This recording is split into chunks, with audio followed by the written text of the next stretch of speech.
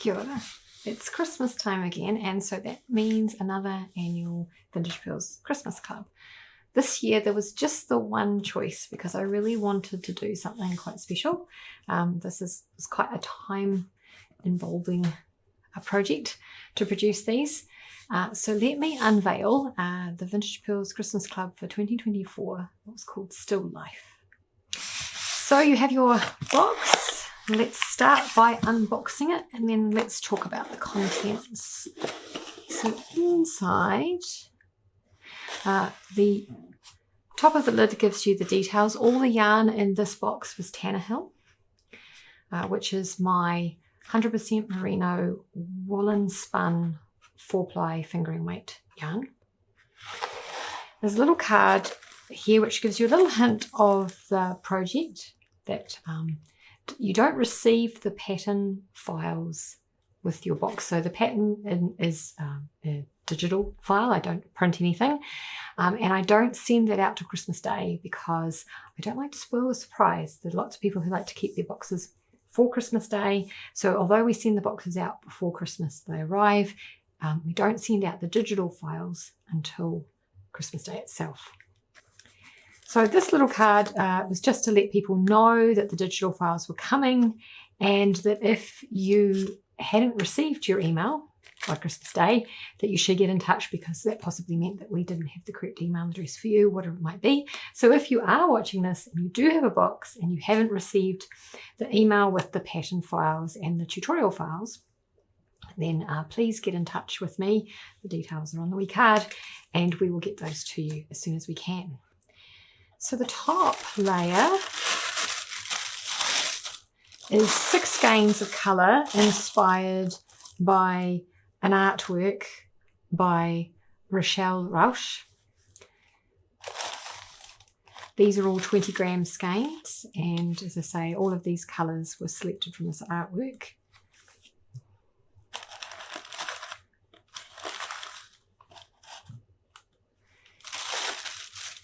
In the middle of that, there's a whole lot of fudge, because really it's not a package from Vintage Purls unless there's fudge in it. So there are 5 different flavours of fudge: chocolate, chocolate coconut, vanilla, caramel sea salt and chocolate mint. And there's a little packet with flex frames in it. Now flex frames are something you need for the project, for the pattern, which I will reveal shortly. So in here there are a series of these little frames which are flexible, and you're going to insert into your knitting to create something. And then the bottom layer is another 6 colours of yarn, and this time they were inspired by this work by Annette Reumann. So 6 more 20 gram skeins, and in the very, very bottom is the annual Vintage Purls cat bookmark, which I've done for a number of years now. So Fergus, Rosie, Margot and Rue, who is our new addition this year. Otherwise nothing particularly remarkable there. So 12 skeins in total of yarn, inspired by a couple of works by 2 different artists from the Netherlands. Neither are alive. I will discuss them in a minute. I'll tell you some more details about them. And then you received an electronic file with a pattern called Pocket, which is Gaelic, Scots Gaelic for pocket. And it makes these cute little cases which are fully lined, and they're colourwork on the outside and then plain knitting on the inside. The pattern comes with multiple colourways, and I made these 3 and still have heaps of yarn left over from this 12 colour set. So this is just one example of what you can do with your yarn. And people in the club got both an electronic pattern file, but they also got a full tutorial video tutorial which walks them through every step of making this. So I make one on video so you can see what happens. So this is just a little bit of fun. These are all, so this one is longer, but they are the same chart. If I line those up there, that's the same chart through all three. We've added a little bit extra on this one to make this longer. So this length is designed to hold pens and pencils, anything long. It holds double point needles, small rulers, all your accessories that are that sort of length. The little ones will hold things like little pairs of scissors and tape measures. You can get your chocolates in them. They're just a cute little accessory case or a little gift case, whatever you might like. In addition, you can make them without the flex frame. You can simply run some cords through the casing at the top there, and you can use just make them a little pull cord case if you want to as well. So you don't have to buy special hardware for them if you want to make more in future and you've run out of hardware. And they are designed that you get to pick whatever colours work for you. So you can really chop and change how you use the colours to produce an object that really reflects your personality or just allows you to really create with colour. It's like a little colouring in project but with yarn, and that's one of the things I really enjoy about colour work in particular, is that you just change the colours and the object looks completely different. So I've gone for a really, really soft, vintage, low contrast option, which is, this one is directly inspired by Raymond's work. Then this one is directly inspired by Roche's work. It's dark background with the brighter pops of colour. And then this one is a combination of some of the colours from this colour set and some of the colours from this set, just to mix it all up a bit. So let's discuss my inspiration a little bit. I have a couple of art history degrees in my background. It's been a very, very long time since I studied art history. And when I did, what we learnt about the art world and what resources I had access to were quite limited.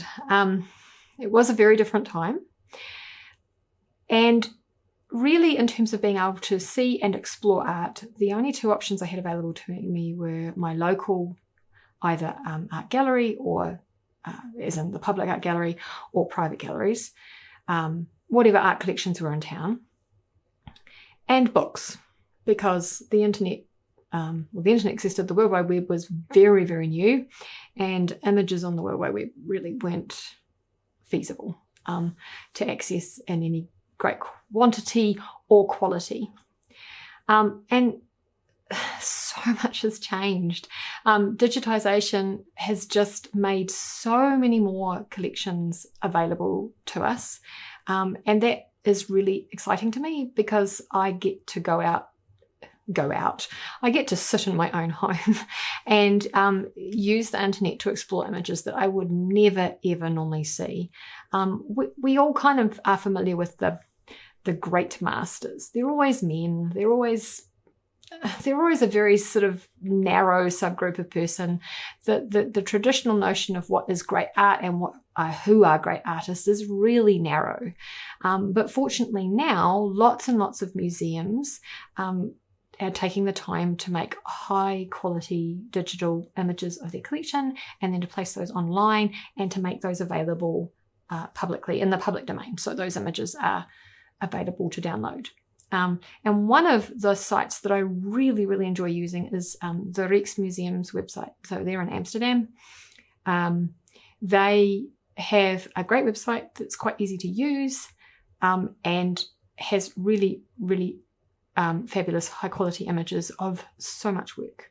So both of the images that I took for inspiration here come from the Rijksmuseum. I found in the online collection the image by Rachel Roche first, and it's kind of classically what I think of when I think of Dutch still life of a particular era. It's kind of quite classically that. It's an incredibly striking image. It's beautifully painted. And it made me think about botanical art is an area where women have often excelled, and if you've ever seen any of my other clubs, you'll know that I have a bit of a soft spot for botanical art. So I found Royce's work first, and it is, it's darker, moodier, very strong contrast. Quite, as I say, quite sort of what I would think of as Dutch still life of a particular point in time. And then I sought out other works by women in this sort of genre that they held, and that's where I discovered Royamun's, and I was really struck by hers is so much lighter. It's very, very detailed. It's beautifully painted, but it's quite different to what I think my stereotype of Dutch still life was. And then it struck me that these women never lived contemporaneously.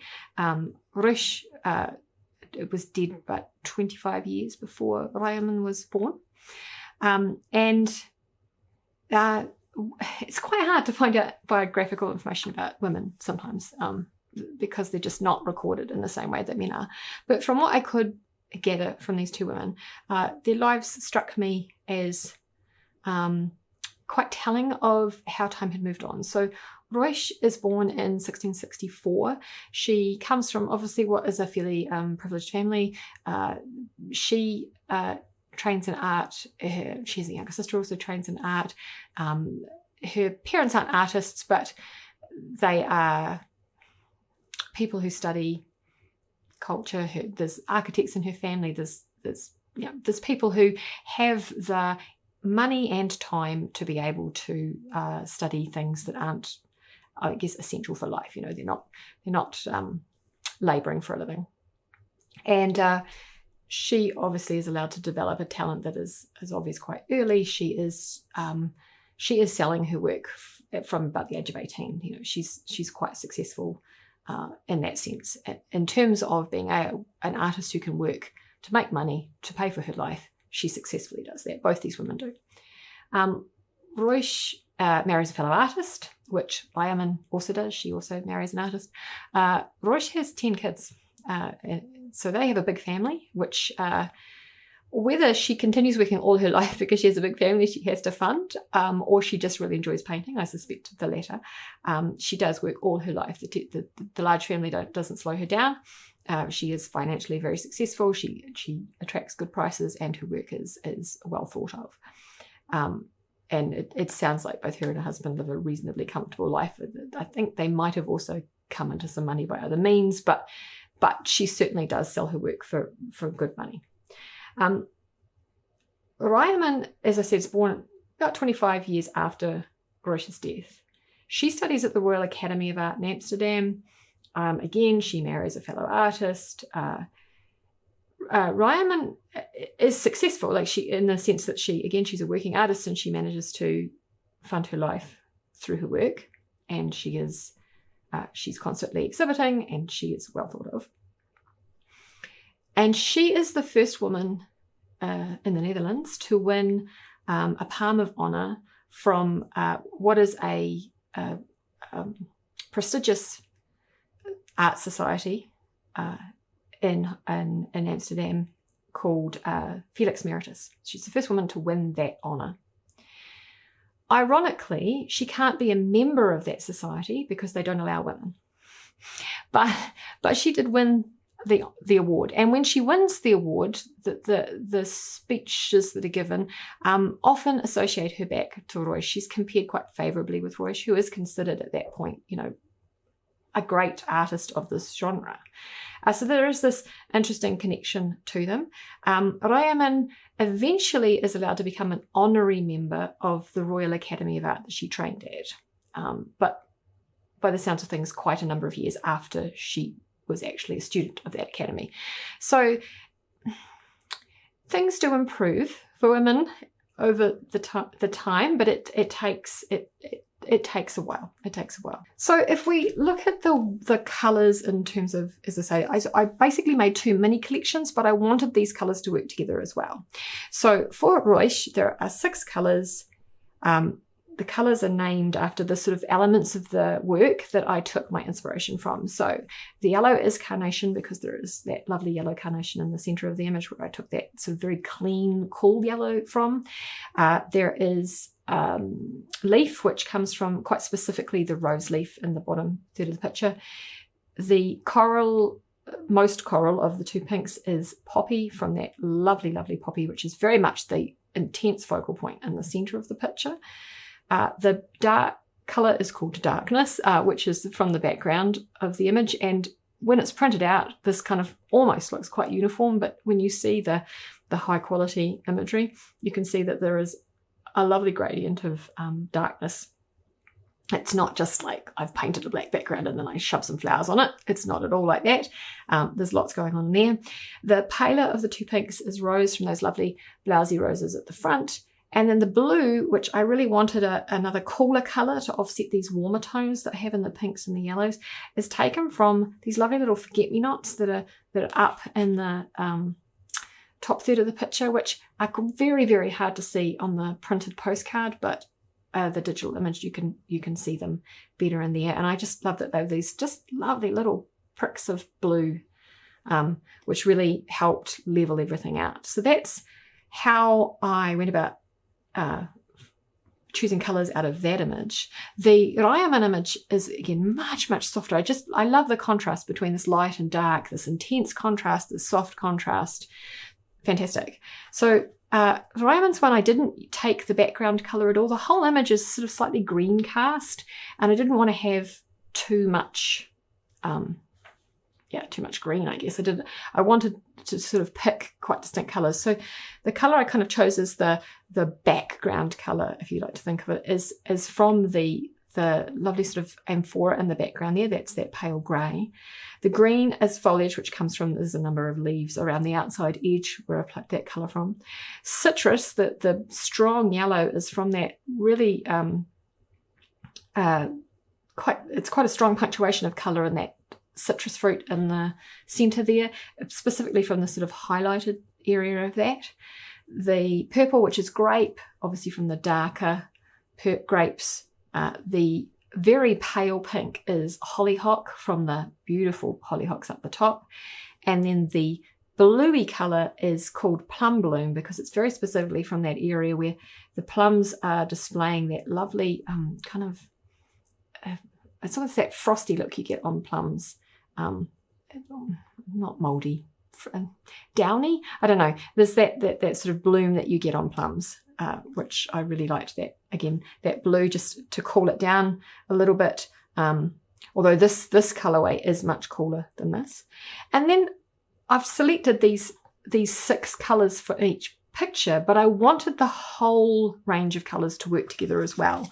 So there's some quite deliberate decisions made. So if I order these as if they were one big collection, you might see what I mean. So if we take the darkest, pop into the blue, and then the other blue, then go into the greens, then go into the yellows, then we might put that one there, and then the pinks and the grey. So you can see there are deliberately multiple shades of pink, multiple shades of yellows, multiple shades of green, multiple shades of blue. You've obviously got a couple of neutrals, and the purple can sit in a couple of places. The purple can be here next to the pinks, but it can also work in with the blues at this end, and you can see that you get a rainbow. So I wanted this thing where I had these distinct little pockets of colour from each collection, but then I wanted them to work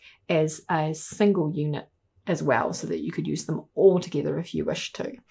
When I did the colour schemes for Pockage, I did one for Ravelry, one for Reusch, one that used a bit of both. I haven't included one that includes all 12 colours.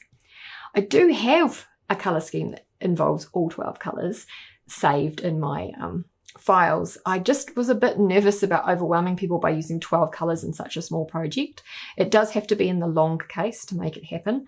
You can use up to about 9 in this before it gets a bit ridiculous, but it does mean changing colours kind of constantly, like every 2 rows basically, to get that to work. But you can see in terms of being able to use this as a collection in anything else, because I'm no expectation that this might be the only thing you would ever want to knit from it, that there are lots of possibilities when you see that there are multiple shades of each colour to work with. So that takes us kind of conveniently into, what do I do with this collection that I have?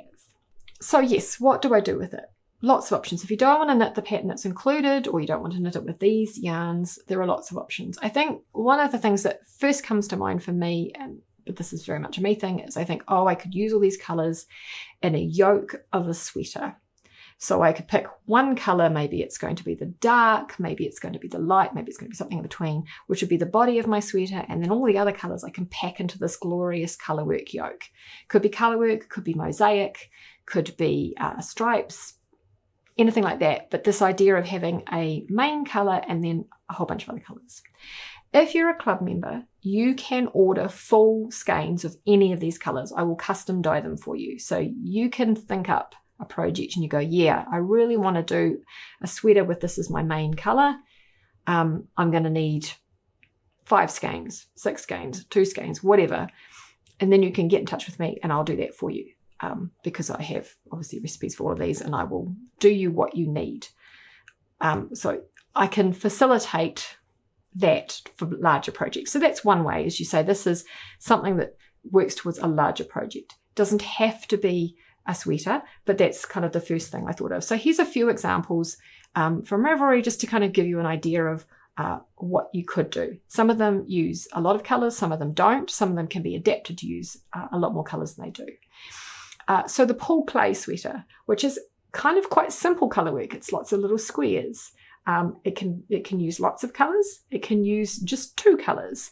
It's very graphical. It's not that traditional kind of ferrule that you see a lot from me. It's not this sort of very detailed stuff. It's quite bold. So if that's more your style, that's something to consider. Emerald Chain is a really classic yoke. She only knits it in 3 colours total, so 1 for the body and 2 for the colourwork, but I think you could do a lot. It's lovely little lines of sort of horizontal, quite small motifs, so I think it could be adapted to a whole range of colours if you wanted it to be. Evening Shadows, more classical colourwork, slightly sort of bolder, less delicate. But again, it just gives you another idea. It's nothing revolutionary, but it's just basically another colorway of. It's more subtle. It's lower contrast. It's just a sort of another look when it comes to a colourwork yoke. And if you kind of really embrace the sort of pretty softer colours of the Rahiman work and collection, then you might want to consider Wenham. It's got a bit of lace as well as colourwork in it, which I thought was quite pretty. And I think it could look quite nice in the kind of low contrast if that sort of look is what you like. So it's another option. Last in the sort of sweaters, classic yoke things, I saw this mingling sweater, which is not colourwork. It's mosaic. So it's a little bit different. If you don't want to be doing stranded colourwork, then this I thought was, it gives you that kind of look of a stranded colourwork sweater without being it. And mosaic doesn't involve 2 colours per row. It's 1 colour per row. So if stranded isn't kind of your main thing, this might be an option. Now to things that aren't sweaters, because we don't all want to knit sweaters, which is fair enough. What I will say is there are lots and lots of patterns that you'll find if you search for Advent minis or something like that, or just search for Advent. There's lots of patterns that are made for collections of this sort of size of skein. Often they're 24 colours because a lot of people do 24 skeins for Advent because that makes sense as Advent calendars. This is not an Advent calendar. This is only 12, but it still gives you a lot of patterns which use lots of little bits of colour, which is really useful. If you're just looking to, you just want to use your collection, you don't necessarily want to add to it, we don't want to add too much to it, and you kind of want to use it all together, then these are some ideas for you. One of them is the Anthology Throw, which is a nice circular blanket, so like lots of just round and round and round knitting. It's not particularly complex. It's got a bit of texture in there, but it's not like not heavy charted territory, anything. Could be like a nice baby blanket. There's lots of options for it. Nice little chair throw, keep you warm in front of the TV, whatever you like. There's lots of good options there.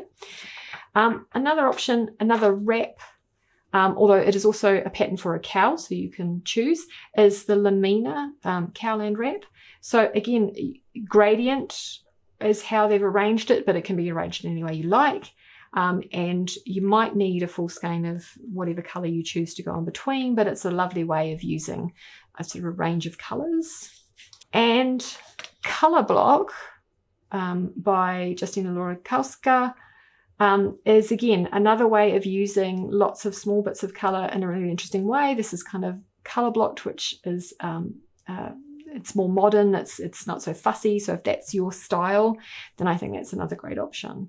So that's a whistle stop tour of lots of options. Obviously, there are colourwork hats and mittens, and I have a million patterns for little projects. You know, I kind of don't want to keep showing you the same things, but you know, I do colourwork hats and stuff. That's my happy place. So I look at this and I go, oh, awesome, I've got all these colours to knit. Lots and lots of little bits of classic colourwork. And if classic colourwork is your thing, then yes, hats and mitts and cowls, all of those will be possible. Multiple of those will be possible. You know, these are 20 grams each, so you've got a fair amount of yarn here. You're on your way to, like, if you just want to stripe them into a sweater, put a colour in between. So you could put black in between them, you could put white in between them, you could do whatever you like on that score. You could just have a lovely striped sweater or wrap or blanket or whatever it is that you want. So there's lots and lots of possibilities. I think the problem with what to do with it is there are so many choices that it's kind of hard to decide. But yes, you could of course just knit the cute little pattern if you wanted to, or knit this and knit a hat and knit some mitts, and you'll probably still have yarn left over. So that's the whistle stop tour. I say whistle stop, probably not, because I tend to go on for these things. So that is the tour of this year's Christmas Club. It was great fun putting it together. It was also a lot of work.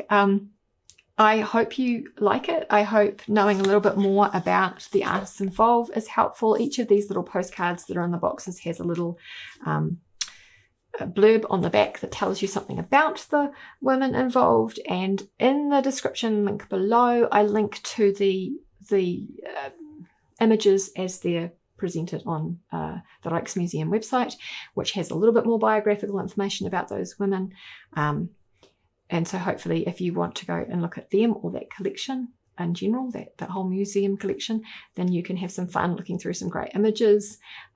It's a nice thing to do if you've got some quiet time. I hope you've had a wonderful Christmas day. Just remember that Boxing Day is always the better day. That's when the noise and the fuss and the mess is kind of over and you just get to eat leftovers and relax a bit more. So if Christmas Day was a bit fraught, may the rest of your holiday be gentler for you. Thank you for all of your support, and I will see you all in the new year. Ka kite.